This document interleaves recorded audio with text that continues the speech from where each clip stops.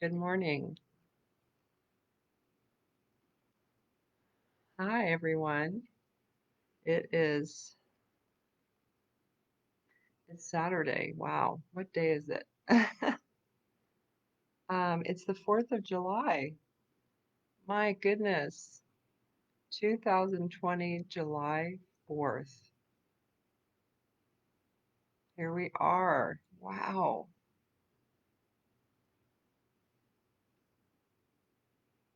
So good to see you all. Hopefully that you have some fun celebrating today planned. I'm excited that we get to see fireworks tonight. That's one of my favorite things. I was telling a friend last night that, good morning, Gail, you made it. I was telling a friend last night that when I was in college at Point Loma University, I think it was about, I'm trying to remember what year it was. I think it was 1986. I had two summer jobs. Uh, one of the summers that I went to school there. Simultaneously, I was working for an organization in downtown San Diego that fed the homeless. So in the mornings, I would go sit. All I remember is I would sit at a desk and people were in line for a grocery bag of food. It was bread and cans and meat and produce and a very pre-packed bag of food. And they had to come in though and give their name, and they don't do this now that I know of, or maybe some places do, but we had to interview them and just ask a few questions. And hold on a minute.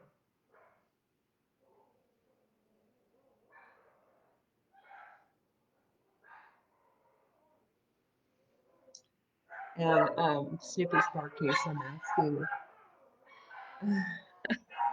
I'm asking Penny to come get the dogs. I'm not sure how he got out because he was supposed to be with her. Thank you. So, so I was doing that, feeding the homeless, but interviewing people. And I remember having a conversation that I'll never forget through my life. I was interviewing an elderly black man, and I was so young. Um, and I was just understanding how people got on the streets, and I really wanted to know. My heart was broken, and basically our conversation um, got down to him being just broken from his family, and he just said he had too much pride to contact them. I think those were his words. And I remember sitting there thinking, you're letting pride stand between you and a home and family. I wanted to convince him so much. I tried that he was worth more and that he should put his pride down. But the reason I'm bringing this up is in the mornings I would do that. In the evenings I was waitressing, one of the only waitressing jobs I ever had at the San Diego Summer Pops, which is the outdoor symphony. And that job, because I was a music major, was one of my funnest jobs, most fun jobs, because the symphony would play in the evenings as the sun was setting on the Embarcadero in San Diego. If you know where that is, it's so pretty. There's ships coming in and out, sailboats, people gathered to hear music, all sorts of symphonic pieces, and like they'd have a different night every night. But at the end, they would shoot off fireworks. The last song would be, I should know the name of this, but it was that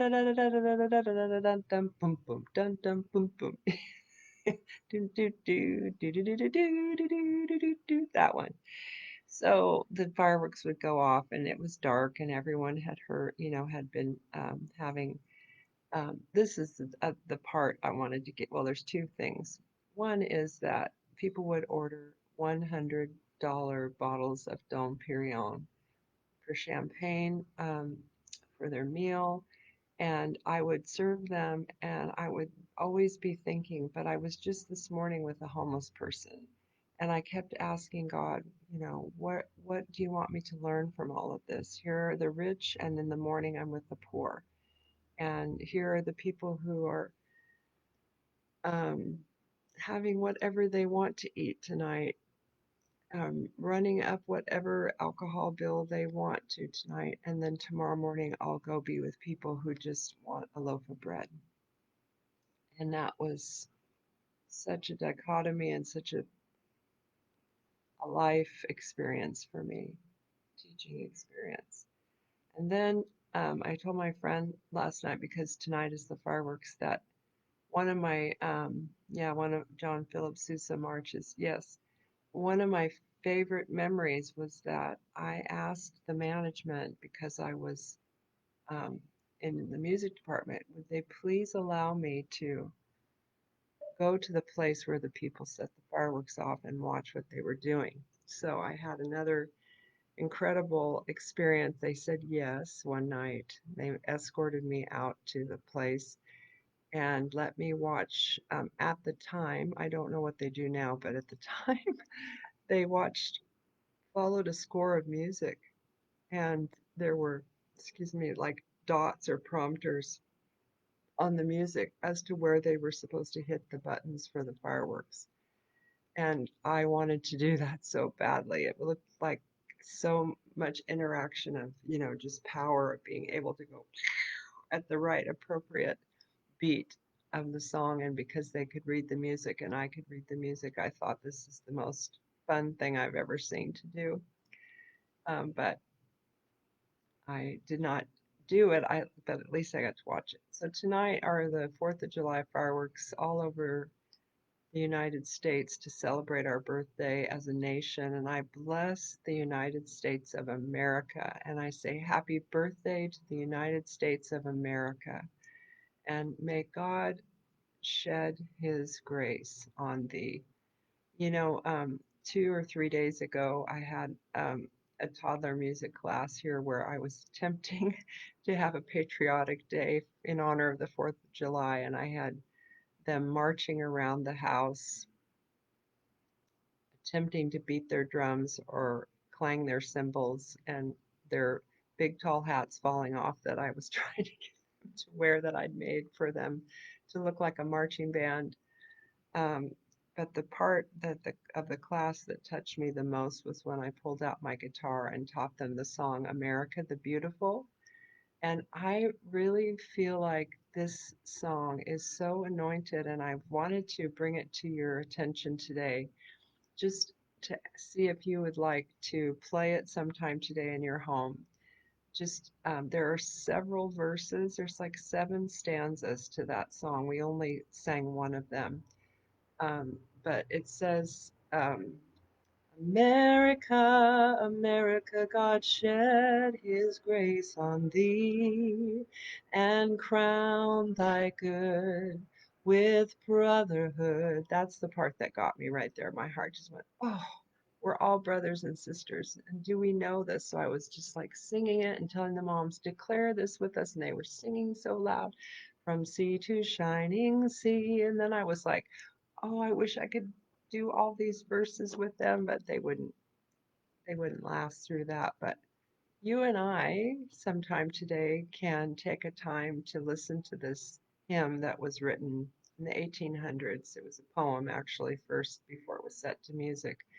Lots of them are like that, and written by a woman. And I want you to just know that that's part of our heritage, and maybe you can take time for that today and declare it. And I think, Gail, if you'll remind me tonight when we watch the fireworks here in Reading, we should play that song on our phone. So that's my introduction. Good morning, Jerry. Oh, thank you. Yes, so today we are in Genesis 49, and this is day 92 of our gathering together. And yesterday I told you all that, hi Rick, so good to see you always. Um, I told you all that if you want to be a part of a Zoom call at the end of the study, I'm imagining 12 or so of us, maybe there's more that have joined us regularly. I just need your email if you private message me, and I will invite you to a Zoom call. And we are going to see each other face to face. It'll be like in a week from now. I'll let you know. I'll invite you properly, and it'll be in the morning. It'll be at the same time at 8 o'clock so that we don't have to adjust our schedule. And we'll talk about Genesis. We'll talk about what we've learned, kind of go over the book again a little bit, just chat and see if there's any, um, just meet and greet each other, see if there's any connections that we want to make or any thoughts that we'll have as a summation of this wonderful devotional time that we've had over the last 3 months in this incredible marked year of the Lord, the beginning of birth pangs as we've never seen before, with the return of the Lord coming, um, imminent. And so I wanted to invite you all to a little coffee party on a Zoom call where I could see your mugs and you could show me what you're having in the morning. And I'm always showing you this says mom life is the best life. Whoops, I always can't, yeah. Anyway, there's my mug. And so kind of as a little tradition, wanted to do that with you. And so that will be coming up, and I really want as many of you who can come to come. In fact, I'm thinking it should probably be on a Saturday morning, so in case anybody's working, they don't have to miss, because some people have gone back to work. And I'm hoping to go back through about all the way back to April 1st and gather the names of those who were with us through the month of April, or some of them jumped on in May. So if you're on here today and you want to comment, or if you want to private message me, um, would love to. Um, I mean, don't put your email here unless you want to on the thread, but um, just let me know if you want to do that. Yes. Okay. So we're beginning Jacob's last words today, and all the things that he has to say to his sons, and they become the 12 tribes. And the 12 tribes are mentioned so many places in the Bible, and especially in the book of Revelation, carried into eternity, having an eternal mark in the New Jerusalem. I just think if you were born into this family, whether you had a life of goodness and giving and kindness, or whether your life was less than gracious, your name was still included. And so that's a really big deal. Jacob speaks the truth to his children here at the end of this book. He doesn't really tell them things that would be like a mixed message or a blessing like out of obligation. He really says what he thinks for each child. But we have a lot of notes in this book from the author that tell us how this all played out in the church and in church history. So I probably will give you a lot of scriptures to look up today if you want to, if you don't have the book, Genesis, the Passion Translation, and you don't have reference to it, you might want to write these down if you're interested in looking them up. So you might need a pencil. I always have a pencil when I'm talking to you guys. By the way, I slept on this couch behind me. That's why I'm in my robe. We got a fan or an AC unit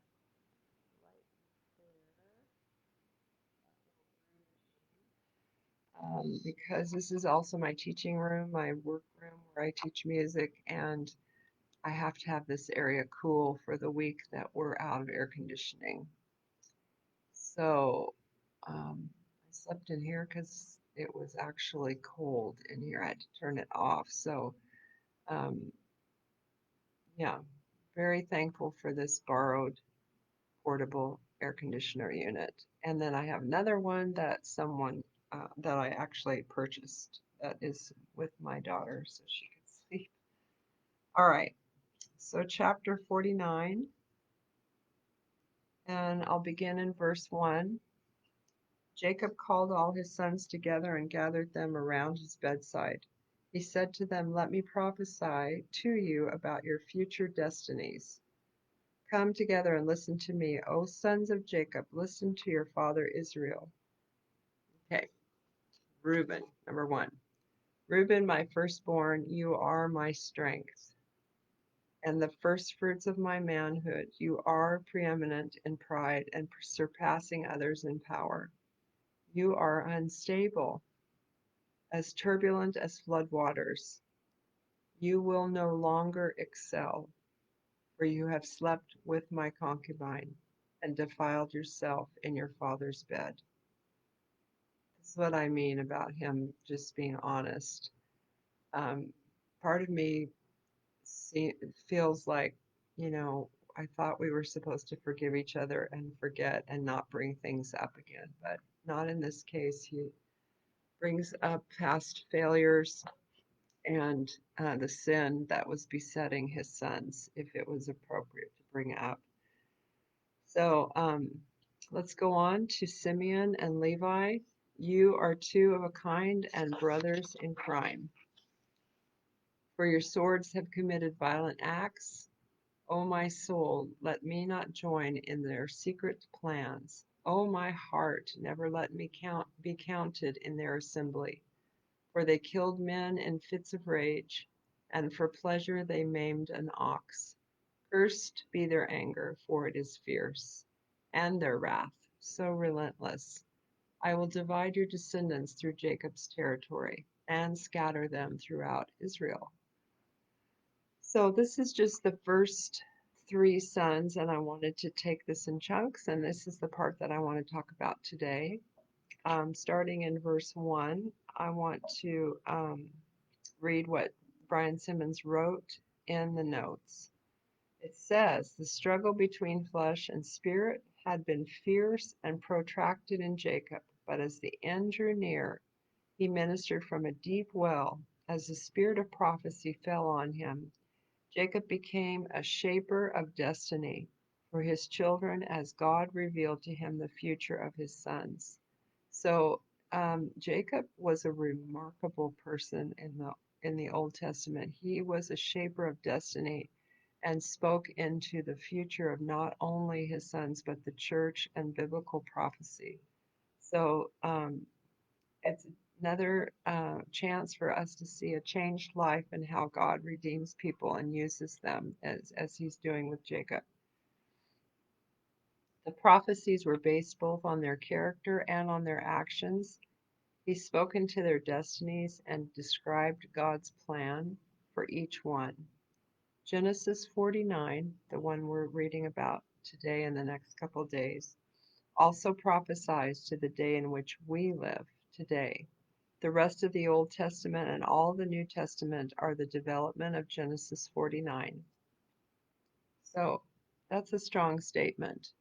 This chapter is like the base for the development of the rest of the Old Testament and into the New Testament. These verses require the whole Bible for their understanding. How profound are the prophecies of Jacob? So, yeah, this is incredible. So then in verse 2, he expounds on this word.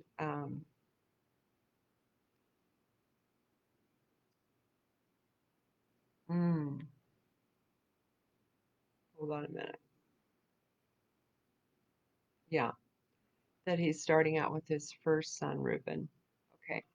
The order of the blessings given by Jacob corresponds to the sons of Leah, then Bilhah, and then Zilpah. 2 more sons of Leah, and finally the 2 sons of Rachel, who were Joseph and Benjamin. In the book of Numbers, so this is all the different places in the Bible that you're going to find references to these sons and to these blessings and the outcome of these prophecies. In the book of Numbers, the order of Jacob's sons is given by their encampment, where they were situated in relation to the tabernacle. In Exodus, there are the 12 gemstones on the breastplate of the high priest. So they had gemstones in the breastplate of the high priest that represented these 12 tribes. In Revelation, they are the 12 gates of the New Jerusalem. One of the surprising things in the Bible is that the names of Jacob's sons are inscribed. They're written on the gates of pearls through which you and I will pass to come into the kingdom of God. We will see their names written on these gates. The names of the gates of pearls are Jacob's sons. This shows that God is the one who transforms the worst of us and makes us his pearls for eternity. So this is like a string of pearls to the Lord.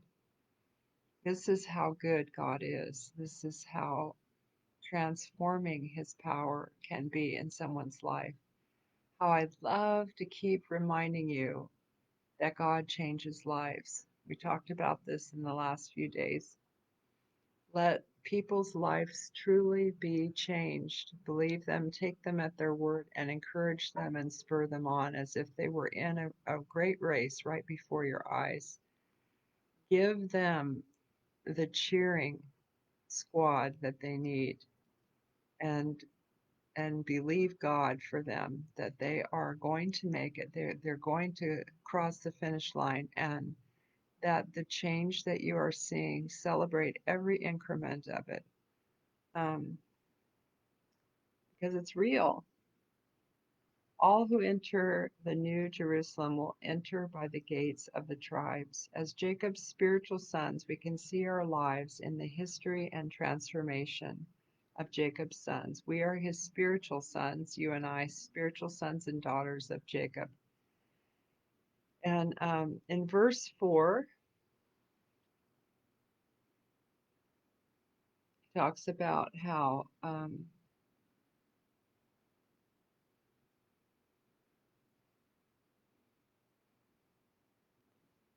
Reuben, it's actually verse 3.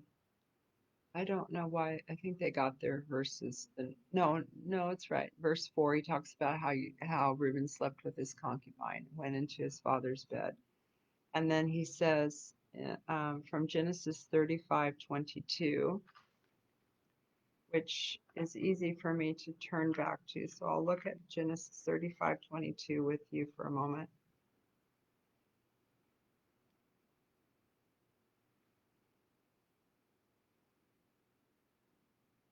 While Israel or Jacob was living in that land, Migdal Eder, Reuben went and slept with Bilhah, his father's concubine, and Israel found out. So in Genesis 35:22, which is what we just read, Joseph received Reuben's birthright because he fled from the very, okay, this is why Joseph received Reuben's birthright, is what the author is saying, because he fled from the very defilement that Reuben indulged in. Joseph did not lie with Potiphar's wife, even though he could have, even though she begged him. Joseph gained in purity what Reuben lost by defilement. This birthright is not only the inheritance of a double portion of land and possessions, but also to inherit the privileges of headship and priesthood. Reuben lost it all, even though he likely repented and was pardoned. You may be first in line for the blessing, but it is how you finish that counts. Sinful acts can disqualify you from spiritual privilege and leadership. So, sorry about the dogs. Hold on a minute.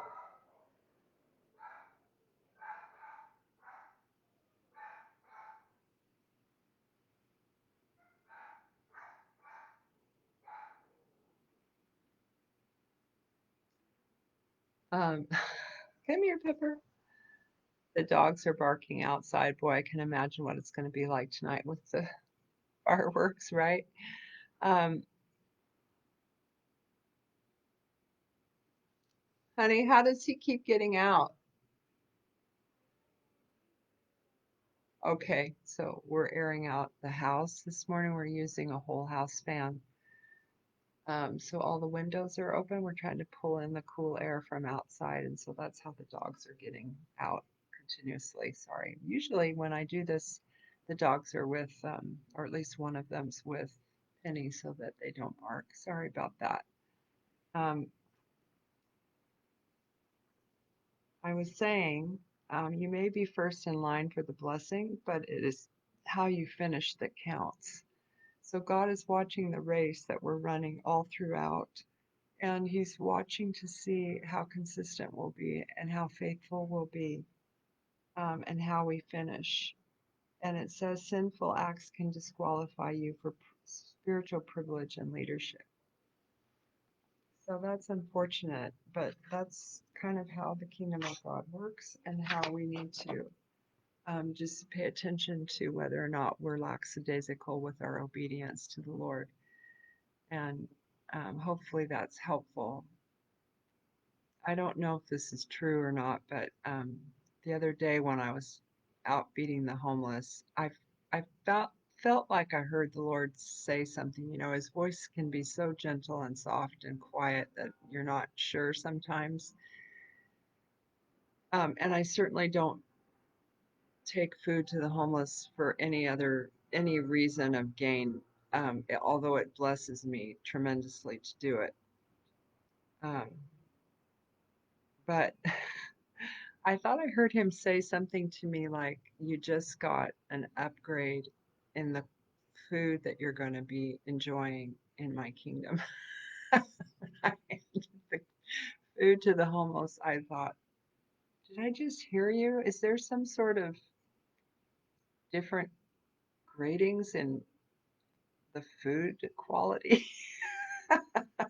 Which I'd never, ever given thought to before. I'd only given thought to the amount of assignments that we'll have in the new world and what God will be able to entrust us with because of how we will have lived our lives here.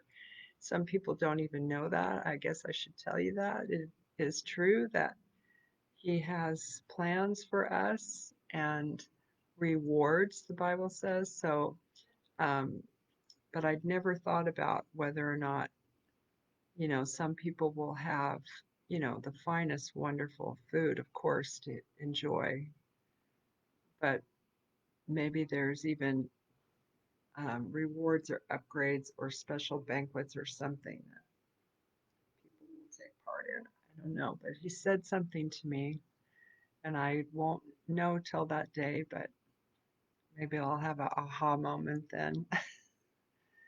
So that is all we're going to do today. We're going to take these blessings and prophetic words a few at a time because there's so much in each of them. So today was Reuben, the firstborn. Actually, I'd still need to read you one more thing. I wasn't done, and I thought we were done. So Reuben and then Simeon and Levi. Yes, I do want to read this part about Simeon and Levi. Um, okay, so in verse 7, it says, "Cursed be their anger, for it is fierce, and their wrath so relentless. I will divide your descendants throughout Jacob's territory and scatter them throughout Israel." And Jacob chose neither Simeon nor Levi to replace Reuben as the firstborn, and they received no blessing because they were men of anarchy, not righteousness. Both Simeon and Levi had a disposition to kill other people.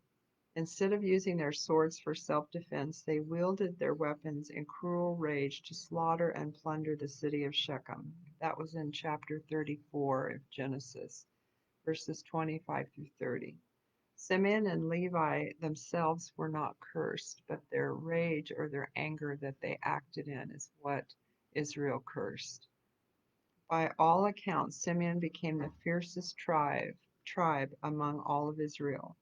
When Ezekiel described the final division of the land, he included a portion for Simeon. And that's in Ezekiel 48:24. They're one of the sealed tribes mentioned in Revelation 7:7. This is one of the sealed tribes. So even though all of these killings and murders happened, and the killing of an ox, um, they're still mentioned in Revelation 7. There is also a gate to the eternal city on which the name Simeon is inscribed. That's in Revelation 21:12. In the New Testament, another Simeon is named, Simon Peter, who once used a sword to cut off an ear. Remember the story about Simon Peter. Even so, Simeon's destiny was to be one who hears from God. Simeon had a destiny as one who hears from God and who blesses others with God's word. Concerning Levi, because his natural ways were transformed, he was privileged to carry God's Urim and Thummim as a priest. Deuteronomy 33:8. The Levites had a privilege of serving God in his presence. They didn't actually inherit land, but they inherited presence, the presence of God. They inherited the privilege of intimate worship. They were given behind the scenes looks and gazes at God, behind the veil. From the story of the Levites, we learn that God can redeem and transform us even if we've lost our blessing because of past failures. Moses, the author of Genesis, was from the tribe of Levi. So you see, people were emerging from these different tribes, and Moses came from that tribe of Levi. This is amazing to me. So I'm so glad I caught this, that I hadn't finished that part. So today we were reading about Reuben, Simeon, and Levi and their prophetic words. Tomorrow we're going to read about Judah, and that's all just Judah. Several verses on him. So what do you think? Any comments here before we close? I love these mornings, 8 o'clock with you guys. It's like just a blessing to me. Oh, good morning, Judy.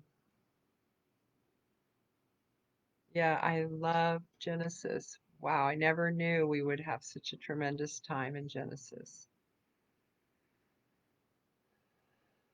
And I bless you, Judy. I bless all of you on this.